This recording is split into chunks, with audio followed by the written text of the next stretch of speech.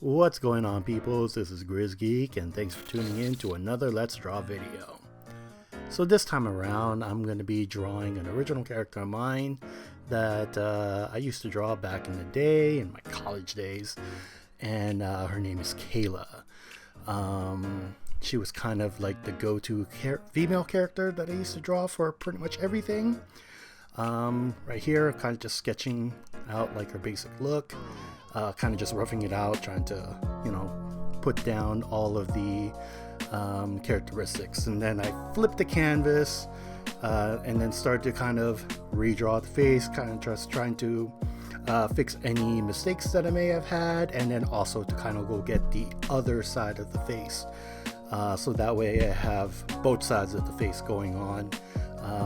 So I'm kind of just doing, I guess, a character sheet, more or less.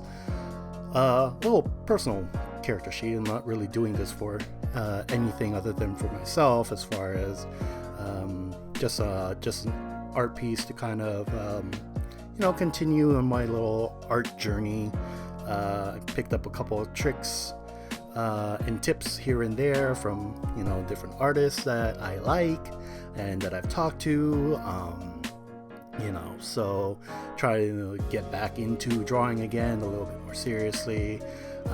Kind of just do it as a hobby, but it is something that I enjoy, and if it's something that you enjoy and you keep wanting to do it, and you obviously want to get better at it. So kind of just putting in the mileage and trying to figure out different ways to get better, get faster, and one of the great things about working in digital art is you can kind of play around and kind of test out new things a little bit easier and better than you can in what I like to call analog drawing, which is traditional drawing with a pencil and paper and tracing paper and stuff like that. With digital art, you can obviously kind of do things digitally, just put in a new layer, redraw, lower the opacity, redraw it again, and it just kind of makes the whole process a little bit easier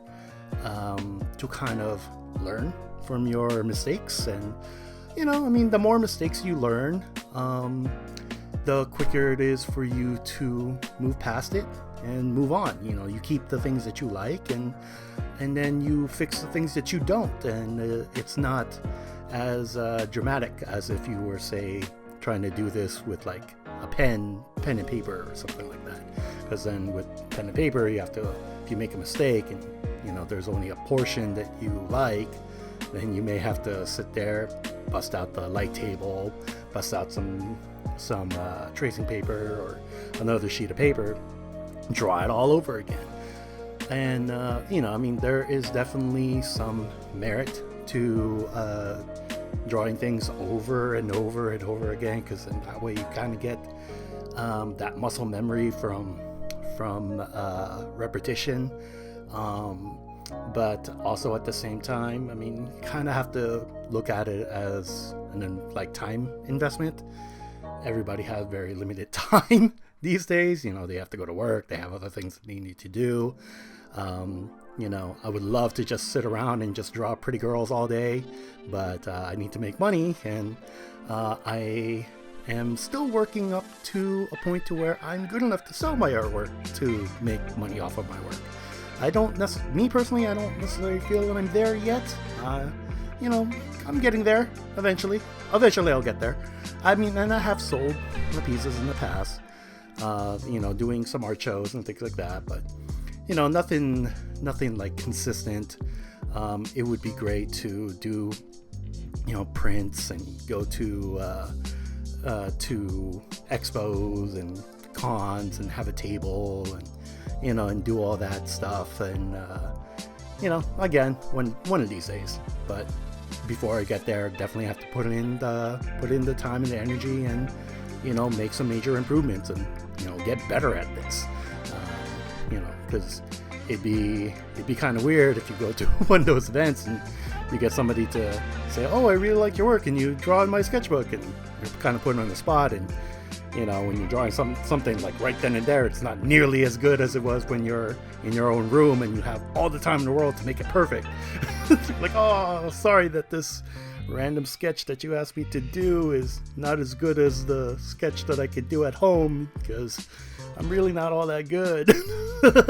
So, but yeah, like I said, you know, you kind of just have to just go with it and kind of just, you know, press on. So the logos that I put on this girl's attire, it's actually a random graphic design, you know, brand thing that I did a while ago, and I just kind of had it and kind of wanted to do something with it, so I kind of just stuck it on and kind of made it like this active wear logo brand, you know, kind of like how Superdry or Superior, how they just have that you know, that modern activewear like attitude kind of thing. So this one was called Sweet Six Shooter. Ooh, that's kind of a tongue twister. I mean, I guess it looks better than it does saying it. But I kind of like the way it looked. I kind of thought that it fit this kind of personality and the active wear lifestyle, so that's why I ended up using it and putting it on my art piece. So here I am kind of just experimenting. Like I said, you know, one of the great benefits of having you know, going to digital is you can kind of experiment with different ways of doing things. And I mean, it looks kind of weird having like a really bright cyan blue shadow, but then, you know, when you start messing with opacities and different levels, and, you know, it's all experimentation at this point. You know, you kind of start to blur things and see how well it looks, and you know, you do some color dodge, some color burns, and to try to go get the kind of effect that you want. You know, it's just all just kind of playing around, seeing what works well and whatnot.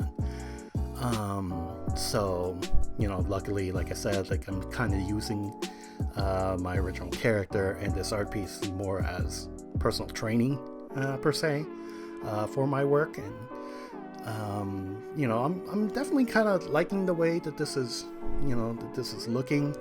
I still feel like I need to work on a couple things like the hair, some other fine details. Just trying to go figure out, you know, a way to go simplify my color rendering. I haven't exactly found a particular style or method of coloring and rendering that I like and enjoy. You know, I sit around and kind of just doodle on notepads and sticky notes, like when I'm at work doing my graphic design work. So I'm fairly happy with my line work for now.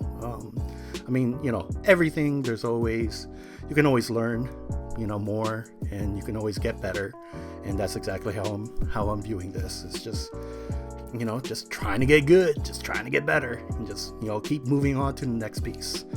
So I think I'm about finished with this particular piece. Like I said, I'm kind of digging the way that it looks. You know, I was experimenting with 2 different ways of rendering and coloring with this one, you know, and just trying to go see, you know, like what looks best. I mean, I named it daytime and nighttime colors and flats. That's kind of just, you know, personally for me, you know, just trying to go call out to go see what kind of coloring method I like best. But yeah, so hopefully you found something, you know, some enjoyment out of this. Maybe you learned something, maybe you didn't. You know, hopefully you got something out of it. But thanks for tuning in. Like, subscribe, share if you feel like it. Other than that, you know, check out some of my other videos, and I think that's pretty much it. That's all I'm gonna say. So, peace. I'm out. Tingly do. I don't know why I'm saying tingly do.